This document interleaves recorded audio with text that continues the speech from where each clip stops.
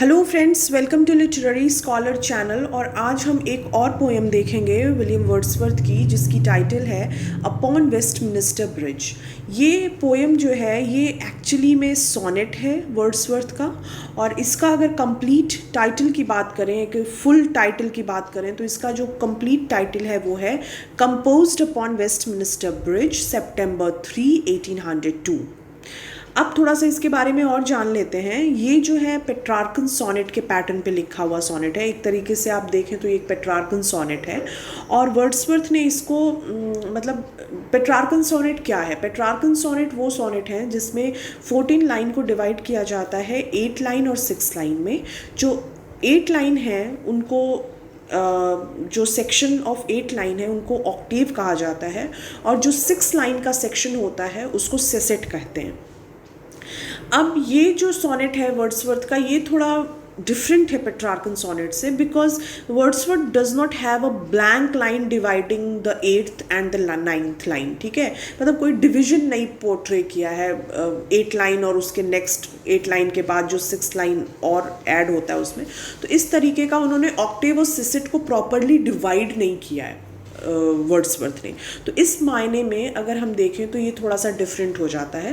अब अगर इसका हम राइम स्कीम की बात करें तो इसकी राइम स्कीम जो ऑक्टेव की राइम स्कीम है, मतलब जो फर्स्ट 8 लाइन की जो राइम स्कीम है वो होगी ABBA।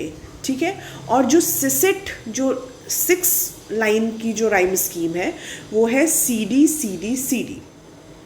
तो अगर हम कंप्लीट राइम स्कीम एक साथ देखेंगे तो ये होगा ABBA CD।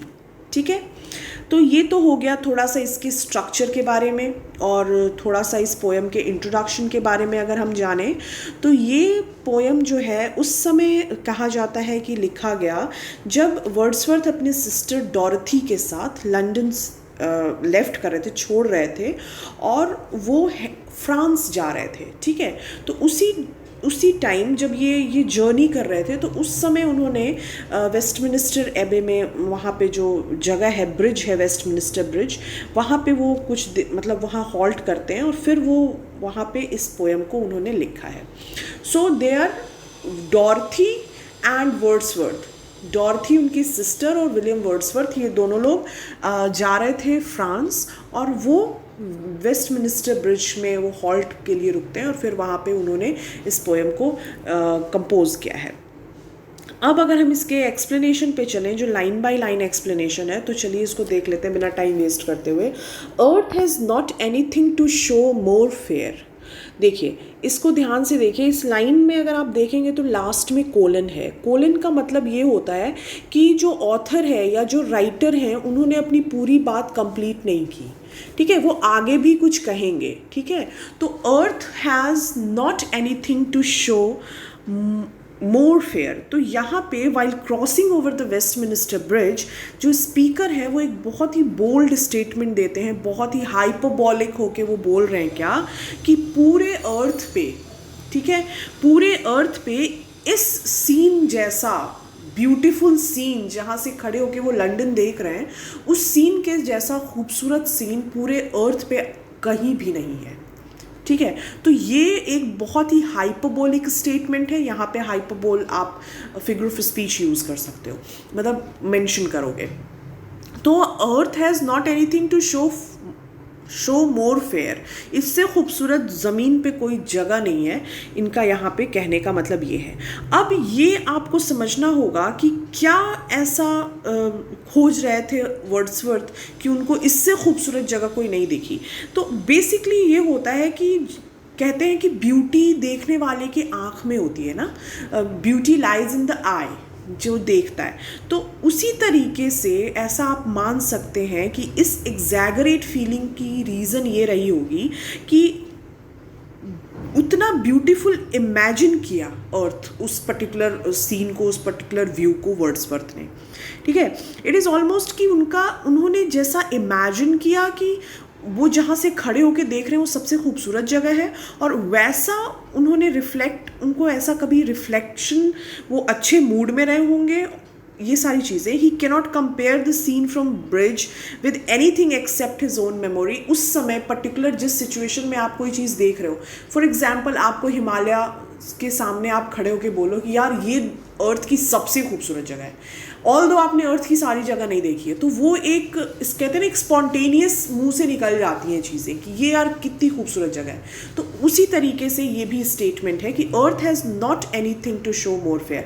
वहाँ पे खड़े होके राइटर ने या ऑथर ने एक इसी तरीके का स्टेटमेंट दिया जो स्पॉन्टेनियस उनके मतलब उनके उससे निकल के आ गया कि इसको इससे खूबसूरत जगह मैंने कभी देखी नहीं है। ठीक है, आगे बढ़ते हैं। कॉलन है तो इसका मतलब कि यहाँ पे जो है लाइन एंड नहीं हुई है, वो आगे भी कुछ कहना चाह रहे हैं।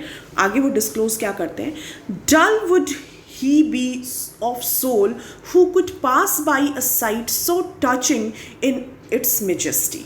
ठीक है, फिर कॉलन है, मतलब अभी ये लाइन कंप्लीट नहीं हुई है। सो कहने का मतलब यहाँ ये है कि वो उस सीन को डिस्क्राइब नहीं कर रहे अभी कि क्या ऐसा खूबसूरत उन्होंने देखा, वो इनफैक्ट ऑपोजिट तरीका अपना रहे हैं उस चीज़ को डिस्क्राइब करने का। देखिए, किसी चीज़ को डिस्क्राइब करने के दो तरीके होते हैं, या तो आप डायरेक्ट डिस्क्राइब करते हो कि कितना खूबसूरत सीन है, खूब सुंदर फ्लावर्स हैं, यहाँ रिवर बह रही है, चिड़िया चहक रही है, this is the direct way of explaining something. Indirect way explaining something कि आप ये कहो कि यार अगर तुमने ये चीज़ नहीं देखी ना तो तुमने कुछ नहीं देखा। सो दिस इज़ ऑल्सो कि आप उस जगह की प्रशंसा कर रहे हो, आप उस जगह को अप्रिशिएट कर रहे हो, उस ब्यूटी को अप्रिशिएट कर रहे हो। तो वर्ड्सवर्थ ने दूसरा तरीका अपनाया, वो ये बोल रहे हैं कि इस जगह से जो गया है और वो अगर रुक के इसकी ब्यूटी को अप्रिशिएट नहीं किया है तो उसके जैसा डल सोल वाला इंसान अभी तक कोई नहीं है। ठीक है, कहने का मतलब कि अगर आप वहाँ से उठ के जा रहे हो और आपने उस ब्यूटी को परसीव नहीं किया, उसको देखा नहीं, उसको आपने टाइम नहीं दिया, तो आपकी सोल बहुत डल है, आप ब्यूटी को अप्रिशिएट करना नहीं जानते। ठीक है, so dull would he be of soul who could pass by a sight so touching in its majesty. अब majesty word is very very important here. Majesty का क्या मतलब, देखो आप कुछ भी कह सकते हो, मेजेस्टी का मतलब होता है कि वो चीज़, वो सीन जो आपको बहुत ही अंदर तक आपको उसने टच कर रखा है। फॉर एग्जाम्पल जैसे कि स्नो कवर्ड माउंटेन बहुत ही मैजेस्टिक लगता है, किंग जो है वो वॉक कर रहा है वो अपने थ्रोन रूम में और फिर वो इनकारनेशन हो रहा है उसका, सो इनकारनेशन टाइप चीज़, वो ब्यूटी उस चीज़, मतलब वो एक बहुत ही ग्रैंड चीज़ को अगर आप कुछ बहुत बड़ा खूबसूरत देखते हो तो उसके लिए आपने मैजेस्टी वर्ड को यूज़ करते हैं लोग। तो यहाँ मैजेस्टी का क्या मतलब कि यहाँ पे जो वो पूरा सीन है वो कहीं ना कहीं उनको बहुत अंदर तक उस लैंडस्केप ने उनको अंदर तक टच किया है, या आप ये कह लें कि जिस जगह से वो उस चीज़ को देख रहे हैं, जिस जगह पे वर्ड्सवर्थ खड़े हैं, वहाँ से वो बहुत बड़े इलाके में वो चीज़ें उनको दिख रही है। तो इस वजह से वो इतना लार्ज एरिया कवर कर रही है कि वो बहुत मैजेस्टिक लग रही है, बहुत बड़ी लग रही है और बहुत ही खूबसूरत लग रही है। तो इस वजह से वो कह रहे हैं कि जब इतनी खूबसूरत चीज़, अब जैसे आप हिमालयाज, स्नो कवर्ड हिमालयाज के ऊपर सनबीम मतलब सनलाइट पड़ रही है और वो गोल्डन हो जाता है माउंटेन और आप उसको स्किप करके निकल जाते हो, तो वो लगेगा कि यार जो उसके आपके साथ खड़ा है उसको लगेगा कि यार इसने देखा ही नहीं, मतलब ये अप्रिशिएट नहीं कर सकता ब्यूटी को। तो वही चीज़ है, जिस पोजीशन पे वहाँ से खड़े होके वर्ड्सवर्थ ने उस ब्यूटी को देखा है जो उनको लग रहा है कि अर्थ की सबसे खूबसूरत ब्यूटी है, वहाँ से खड़े होकर अगर किसी ने उस चीज़ को देखा और उसको अप्रिशिएट नहीं किया, इट मीन्स कि वो बहुत ही डल सोल का आदमी है। ठीक है, आगे बढ़ते हैं। This city now doth like a garment wear the beauty of the morning. ठीक है, अब यहाँ आप सुनो कि उनको अब वो एक्सप्लेन करते हैं कि उन्होंने क्या देखा है। वो कह रहे हैं कि लंदन सिटी, अब हमें समझ में आता है कि वो किसी जगह के बारे में बात कर रहे हैं, किसी शहर के बारे में बात कर रहे हैं, और वो शहर कौन सा है, मतलब यहाँ हमको फर्स्ट टाइम रियलाइज़ होता है कि अच्छा इस किसी शहर के बारे में वो इस तरीके की बात कर रहे हैं। अगर आप ऊपर वाली लाइन देखोगे तो आप एक्सपेक्ट नहीं कर सकते हो कि वो कहाँ खड़े हैं, ठीक है। तो यहाँ पे वो बोल रहे हैं, अब वो फाइनली एक्सप्लेन करते हैं कि उन्होंने क्या देखा है। तो दिस सिटी नाउ डॉथ, मतलब ये जो सिटी है, कौन सी city? London city, like a garment wear, ऐसा लग रहा है देख के कि ये जो लंदन सिटी है ये मॉर्निंग लाइक नाइस कोट पहने हुए, मॉर्निंग की नाइस कोट पहने हुए, ठीक है। यहाँ पे उन्होंने कंपेयर किया है मॉर्निंग को गारमेंट से, ठीक है। ब्यूटीफुल मॉर्निंग जो है, ब्यूटी जो मॉर्निंग की ब्यूटी है, उसकी कोट पहन रखी है मतलब लंदन ने, ठीक है। तो यहाँ लंदन को भी पर्सोनिफाई किया गया कि लंदन ने कोट पहना है, ऐसा तो नहीं कह सकते, तो यहाँ पर्सोनिफिकेशन है। सो वो ये बोल रहे हैं कि उसको देख के, वो जब मॉर्निंग निकलता हुआ जब हम देखें तो ऐसा लगता है कि लंदन सिटी ने अपने आप को मॉर्निंग के कोट से कवर करके रखा है, मॉर्निंग वाला कोट पहन के रखा है। साइलेंट एंड बेयर, ठीक है। Ships, towers, dome, theatre, temple and temples lie open unto the field and to the sky. अब यहाँ पे वो क्या बोल रहे हैं, यहाँ जो वर्ड साइलेंट है और बेयर है, ये दोनों बहुत ही इंपॉर्टेंट है वर्ड। अब आप समझो साइलेंट क्यों, ठीक है। तो यहाँ साइलेंट का मतलब ये हुआ कि जब हम इसके बारे में पढ़ रहे हैं तो ये मॉर्निंग की सीन है, ठीक है। मॉर्निंग का टाइम कैसा होता है? साइलेंट, पूरा शांत होता है माहौल। तो वही चीज़ ये मॉर्निंग की क्वालिटी बता रहे हैं कि जो मॉर्निंग है आज की, जहाँ जब खड़े हैं वहाँ पे वो वर्ड्सवर्थ, और उस मॉर्निंग को जब वो देखते हैं तो इतना शांत है पूरा लंदन सिटी, और वो उस ब्यूटी को देख रहे हैं, ठीक है। सो वो पोएट जो अब तक नेचर के बारे में बात कर रहा है, नेचर उसका एक प्राइमरी सब्जेक्ट रहा है, उसकी प्राइमरी थीम रही है पोएम की, आज वो मैन मेड सिटी के बारे में बात कर रहे हैं, ठीक है। हम इंसानों द्वारा बनाए गए जगह के बारे में बात कर रहे हैं, और वो भी उस जगह के बारे में जो कि बहुत ही क्राउडेड है और लोगों को लगता है कि इसमें कुछ ब्यूटी देखने लायक नहीं है। तो ये चीज़ जो है काफ़ी आयरॉनिक है, और वो उसको इतनी खूबसूरती से प्रेजेंट करते हैं कि यहाँ पे ब्यूटी और उनकी राइटिंग स्किल हमें देखने को मिलती है कि वो अगर आप ऑथर हैं, अगर आप कुछ लिखते हैं तो आप किसी भी चीज़ को ब्यूटीफाई कर सकते हैं। तो वही चीज़ है, ये बोलते हैं यहाँ पे साइलेंट वर्ड का यहाँ पे कुल मिला के मॉर्निंग से रिलेशन है कि मॉर्निंग के टाइम में मॉर्निंग का जो टाइम होता है वो बहुत ही साइलेंट होता है, बहुत ही लोग शांत होते हैं। अब बेयर का क्या मतलब? बेयर का मतलब यहाँ ये हुआ कि मतलब यहाँ पे उन्होंने कंट्रास्ट एक तरीके से प्रेजेंट किया है कि ये जो सिटी है, ठीक है, जिसने क्लोथ वेयर किया हुआ है मॉर्निंग का, वहाँ पे हमें देखने को क्या मिलते हैं? बिल्डिंग्स, ठीक है, जो कि एकदम शीप्स हैं, टावर्स हैं, डोम्स हैं। तो अब ये शीप मतलब कि शीप बिल्डिंग है वहाँ पे, और जो रिवर थेम्स में जो शीप्स हैं वो उनको दिख रही हैं। फिर ये जो डोम की बात कर रहे हैं, ये जो डोम है ये सेंट पॉल कैथीड्रल वहाँ पे एक जगह है, वो उस डोम के उसका डोम दिख रहा है, जिसको कि किसने बनाया था? क्रिस्टोफर वर्न ने बनाया था उसको। एक बहुत ही आइकॉनिक डिज़ाइन है वहाँ पे, तो उसको वो उसकी डोम इनको दिख रही है। देन टावर्स दिख रहे हैं। कौन सा टावर? टावर ऑफ लंदन इनको दिख रहा है वहाँ पे। थिएटर दिख रहा है, टेम्पल मतलब चर्चेज है वहाँ पे। तो ये सारी चीज़ें उनको दिख रही हैं, ये बड़ी बड़ी बिल्डिंग्स खूबसूरत वहाँ पे हुआ करती थी।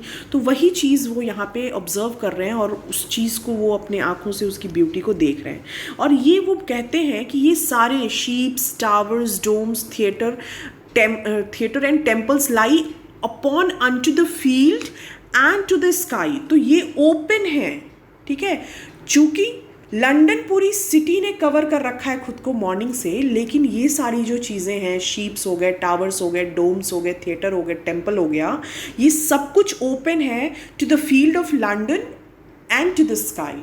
वो लंदन की फील्ड में ओपन पड़े हुए हैं, स्काई के नीचे ओपन पड़े हुए हैं। तो इसलिए उन्होंने यहाँ बेयर लगाया है, साइलेंट एंड बेयर। बेयर का मतलब कोई चीज़ आप कह लें नेकेड, जो खुला हुआ है, खुलापन, बिना किसी कुछ ओढ़े हुए। तो यहाँ पे वही चीज़ है कि साइलेंटली मॉर्निंग जो है अप्रोच कर रही है लंदन सिटी में, और बाकी जो बिल्डिंग्स हैं, डोम्स हैं, ऐसा देखने को लग रहा है कि सब कुछ ओपनली उसका ओपन पड़े हुए हैं, तो इसलिए यहाँ पे उन्होंने इन दोनों वर्ड का यूज़ किया है। अब आगे बढ़ते हैं, वो कहते हैं all bright and glittering in A smokeless air. ठीक, तो अब यहाँ पे जो है आपका जो 8 लाइन का चंक है, 8 लाइन जो फर्स्ट 8 लाइन है यहाँ ख़त्म होती है, और जो ये लास्ट लाइन है ऑक्टेव की, वो क्या बोलती है कि all bright and glittering in the smokeless air. ठीक, ये सब कुछ जो अभी उन्होंने देखा, लाइक डोम, लाइक शिप्स, टावर्स, टेम्पल्स, ये सारी चीज़ें जो हैं ये स्मोकलेस एयर में, मतलब स्मोकलेस है, वहाँ पे कोई धुंध नहीं है, क्योंकि ये कहा जाता था कि लंदन की एक चीफ कैरेक्टरिस्टिक थी कि लंदन का फॉग, वो वहाँ की चीफ कैरेक्टरिस्टिक्स थी। तो जो ऑथर है वो बहुत लकी है कि उनको वो स्मोकलेस मॉर्निंग नहीं देखने, स्मोक से भरी हुई, फॉग से भरी हुई मॉर्निंग नहीं देखने को मिलती है। उस दिन वो आसमान पूरा साफ है, ना फॉग है ना स्मोक है। तो यहाँ जो स्मोकलेस है, वो कहने का मतलब कि जो लंदन का चिमनी में से जो धुआं निकल रहा है वो, और जो फॉग लंदन में क्रिएट होती है उस मौसम में, वो नहीं है उस दिन, जिस दिन वहाँ पे ऑथर खड़े हैं। और अब ये बोल रहे हैं all bright and glittering in the smokeless air. तो अब यहाँ पे एक चीज़ ये ध्यान देने वाली है कि क्या ग्लिटरिंग और ब्राइट, ठीक, ब्राइट और ग्लिटरिंग का मतलब होता है कि जैसे ग्लिटर कब करती है चीज़ें, जब उस पर शिफ्ट होती है, लाइट की शिफ्टिंग पड़ती है। तो कहने का मतलब कि उस पर्टिकुलर जो भी बिल्डिंग्स हैं, डोम्स हैं, वहाँ पे शिप्स हैं, वहाँ जब लाइट पड़ रही है, क्योंकि अब सनराइज़ होने वाला है, तो वो जो मॉर्निंग की रोशनी उन पर पड़ रही है तो वो ग्लिटर कर रहे हैं, वो चमक रहे हैं। ठीक है, और चूंकि आज स्मोकलेस एयर है तो वो चीज़ बहुत ही ब्राइटली हमें दिख रही है। ठीक, ग्लिटर का मतलब होता है चमकना, ब्राइट का मतलब कि बहुत तेज़ रोशनी, कोई चीज़ एकदम साफ दिख रही है। तो ये दोनों चीज़ जो है वो यहाँ पे कुल मिला के sunlight which make the building bright and glittering, कुल मिला के ये हुआ इसका कहने का मतलब। तो सनराइज हो चला है और उसकी सन की रोशनी जब इन शिप्स पे, डोम्स पे, बिल्डिंग्स पे पड़ रही है तो वो ग्लिटर कर रही है और शाइन कर रही है। ठीक है, और वो शाइन इसलिए बहुत क्लियर दिख रहा है क्योंकि स्मोकलेस एयर है। ठीक, आई होप कि आपको क्लियर हुआ होगा। फिर आगे बढ़ते हैं, never did sun more beautifully steep, ठीक, in his first splendour valley, rock और हिल। अब ये कह रहे हैं कि जो सन यहाँ निकल रहा है, जो सनराइज हो रहा है, इतना ब्यूटीफुल है कि इस तरीके का सनराइज मैंने ना वैली में देखा, ना रॉक्स में देखा, ना हिल में देखा। तो ये यहाँ पे उसको ब्यूटीफाई कर रहे हैं और वो उसको और इलेबोरेट कर रहे हैं कि बहुत ही खूबसूरत है। लंदन का जो ये फर्स्ट साइट है और सनरेज का फर्स्ट स्प्लेंडर का मतलब जस्ट मॉर्निंग, जो मॉर्निंग का फर्स्ट सनराइज होता है जब आप देखते हो, तो वो उनके हिसाब से अब तक का सबसे खूबसूरत सनराइज़ वो देख रहे हैं वहाँ पे, जिसको उन्होंने वैली में ना देखा, क्योंकि वो चूँकि रहने वाले रूरल एरिया के थे। तो इस तरीके के शहर में उनकी परवरिश तो हुई नहीं थी, वो तो एक तरीके से मूव ऑन कर रहे हैं, कहीं और जा रहे हैं। तो वो कह रहे हैं कि आज मुझे मौका मिला है मॉर्निंग लंदन की सनराइज़ देखने का, तो मेरे हिसाब से ये बहुत ही खूबसूरत सनराइज़ है। अब आगे बढ़ते हैं, वो जो 11th-12th वाली लाइन है, never saw I never felt a calm so deep the river glides at his own sweet will. यहाँ जो रिवर है इसको पर्सोनिफाई किया गया है, मतलब रिवर थेम्स के बारे में बात हो रही है, और ये वो कह रहे हैं कि इस तरीके का कामनेस, मतलब वो डिस्क्राइब कर रहे हैं कि जो विजन ऑफ लंदन है, जो ये विजन वो हमसे शेयर कर रहे हैं अपने पोएम के थ्रू, अपने सोनेट के थ्रू, वो उनको बहुत ही कामनेस प्रोवाइड कर रहा है। ठीक है, वो बहुत ही काम फील कर रहे हैं और बहुत ही डीपली उससे इन्फ्लुएंस हो गए हैं। और साथ ही साथ वो ये कह रहे हैं कि जो रिवर है, रिवर कौन सी है यहाँ पे, ये रिवर थेम्स रिवर है, और यहाँ पे उसको पर्सोनिफाई किया गया है। और वो कह रहे हैं कि ये जो रिवर है एक पेशेंट पर्सन की तरह, जो एक पेशेंट होते हैं लोग, पेशेंट मतलब काम, जो संयम के साथ वाले जो इंसान होते हैं उनको पेशेंट जो लोग हैं, उस तरीके से अपने आप को अलाउ कर रही है, वो इत्मीनान से वो बह रही है। ठीक है, एक बहुत ही पेशेंटली कामली वो रिवर फ्लो कर रही है। कौन सी रिवर? River Thames. सो अब यहाँ पे स्वीटविल, क्यों रिवर थेम्स? क्योंकि रिवर थेम्स जो है वो फास्ट मूविंग रिवर नहीं है, वो बहुत ही स्लो काम मूविंग रिवर है। तो वही वो कह रहे हैं कि वो एक बहुत ही पेशेंट पर्सन की तरह वो इत्मीनान से बिना किसी रश के इस पूरे मॉर्निंग को एंजॉय करते हुए अपने ही स्वीट विल से वो फ्लो कर रही है। ठीक है, अब आगे बढ़ते हैं, 13 एंड 14 लाइन देख लेते हैं। Dear God, the very houses seems asleep and all that mighty heart is lying still. सो आगे वो कहते हैं ये चीज़ कि ओ गॉड, वो गॉड को कह रहे हैं कि मतलब यहाँ जो हाउसेस हैं, ठीक है, वो बहुत ही एस्टॉनिशिंग होके वो कह रहे हैं कि यहाँ जो पूरे हाउस हैं, हाउस को यहाँ पे पर्सोनिफाई किया गया है। आर एस्लीप, मतलब अब घर तो नहीं सोएंगे, लेकिन वो उस तरीके से उन्होंने पर्सोनिफाई किया है कि actually people inside the houses वो सो रहे हैं, क्योंकि सुबह का मॉर्निंग का टाइम है, अर्ली आवर है। और ये जब सिटी को वो देखते हैं तो ऐसा लगता है कि ये पूरी सिटी जो है देख के लगता है a big peaceful sleeping body की तरह पड़ी हुई है। और वो जो हार्ट है, ठीक है, and all that mighty heart is lying still. अब ये हार्ट ऑफ दिस बॉडी, कौन सी बॉडी? ये जो लेइंग, मतलब जो सिटी, लंदन सिटी है, उसको जब उन्होंने कंपेयर किया कि उसको देख के लग रहा है कि a big peaceful sleeping body की तरह से पड़ी हुई है, लेकिन जो उसका हार्ट है वो स्टिल, उसमें मोमेंट है। Before the city awake a new day, ठीक है, वो एक मोमेंट अपने अंदर स्टिल होल्ड किए हुए है।